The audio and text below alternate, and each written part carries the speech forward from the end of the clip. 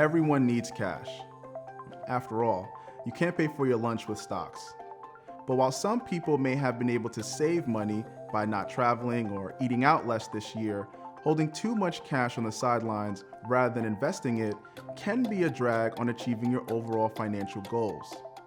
The reality is, yields on cash are extremely low, so it may be a great time to make sure that your cash is working most effectively for you.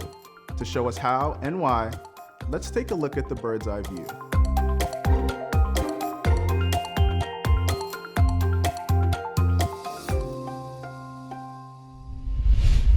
For starters, I think it's helpful to take a bucket approach in organizing your money.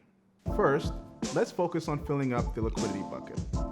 This is the money for your everyday living expenses, rainy day funds, or anticipated tax obligations. Generally, the money in this bucket should be held in a place where you know you can easily access it. Depending on your liquidity needs, there are other short-term products offering income potential. Once you feel confident that your liquidity bucket is full, you can start to think about the other two buckets. These are meant to fund your lifestyle for years to come and help you achieve longer-term financial goals like gifting to charity or passing on to loved ones. This is the money that you might think about investing in the market so that it can grow over time and work towards the achievement of those goals. So, first ask yourself how much money you might actually need in that near-term liquidity bucket. If you find that it's overflowing with cash, it's time to start putting that excess cash to work.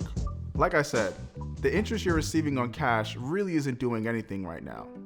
Now that's not really an issue if you're going to be spending it in the near term.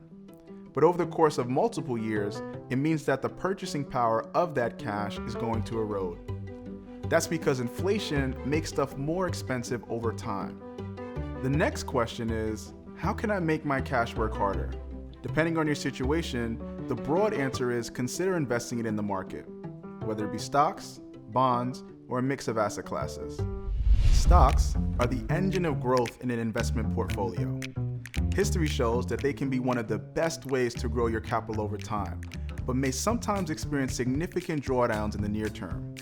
While they can have fits of volatility, we tend to think of them as long-term investments. Bonds, on the other hand, usually offer better return potential than cash, but less upside than stocks.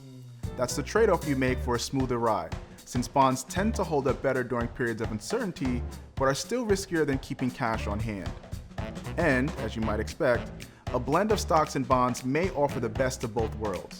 We're using a 50-50 proportion here as an example, but investors often tweak that composition depending on their time horizon, risk tolerance, and goals. Regardless, the consistent takeaway across all three options is that time is a powerful ally.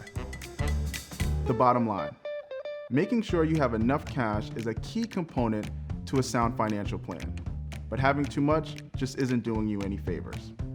By putting your cash to work in a thoughtful way, you can progress towards your long-term investment goals.